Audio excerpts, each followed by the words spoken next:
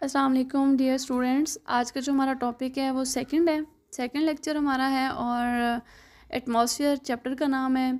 आज हम air pollutants के बारे में पढ़ेंगे। तो सबसे पहले हमारे पास पोल्यूटेंट क्या होता है। कोई भी सब्सटेंस जो कि सॉलिड है, लिक्विड है, गैस फेज में है, जो कि हमारे इन्वायरमेंट के लिए हार्मफुल होती है, उसको हम पोल्यूटेंट कहते हैं। एयर पोल्यूटेंट्स की टाइप्स होती हैं डिफरेंट। इनमें से हम जो पहले वाली है वो है प्राइमरी पोल्यूटेंट्स और दूसरी जो है वो सेकेंडरी पोल्यूटेंट्स होते हैं। Primary pollutants that are directly emitted to the air are called primary pollutants, जो कि डायरेक्टली इमिट होते हैं एयर के अंदर और हम इन्वायरमेंट को नुकसान पहुंचाते हैं, हार्मफुल होते हैं, उनको प्राइमरी पोल्यूटेंट्स कहते हैं। जैसे कार्बन मोनोऑक्साइड है, गैस इमिट होती है फ्रॉम द व्हीकल्स एग्जॉस्ट से। कार्बन मोनोऑक्साइड डायरेक्टली हमारी एटमॉस्फेयर में जाती है और हमारे लिए क्या होती है, हार्मफुल होती है। सेकेंडरी पोल्यूटेंट्स क्या होते हैं?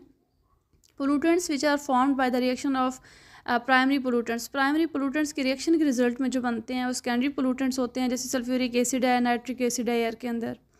नेक्स्ट हमारे पास है कि एयर पोल्यूटेंट्स होते कौन से हैं। तो कार्बन के ऑक्साइड्स, नाइट्रोजन के, सल्फ़र के, हाइड्रोकार्बन्स हो गए, लो एल्टीट्यूड ओजोन हो गई, क्लोरोफ्लोरोकार्बन्स हो गए, पार्टिकुलेट मैटर हो गया, हैवी मेटल्स हो गए, ये एयर पोल्यूटेंट्स में आते हैं।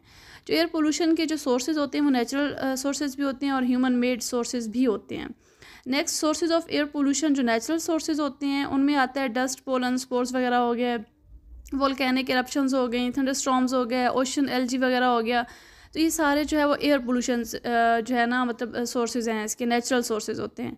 और जो एयर पोल्यूशन के सोर्सेज दूसरे आते हैं वो मोबाइल सोर्सेज भी होते हैं, व्हीकल्स वगैरह से जो हमारे पास ईंधन वगैरह होता है वो हमारे इन्वायरमेंट को जो है वो ख़राब कर देता है। पॉइंट सोर्सेज भी होते हैं, फैक्ट्रीज़, पावर प्लांट से जो हमारे पास आ रहे होते हैं। फॉसिल फ्यूल कंबशन भी होती है, जैसे डिफरेंट तरह की गैसेज जो हैं वो हमारे इन्वायरमेंट में जा रही होती हैं, जैसे carbon dioxide, carbon monoxide, methane हो गई कोल से, और ऑयल, नेचुरल गैस वगैरह।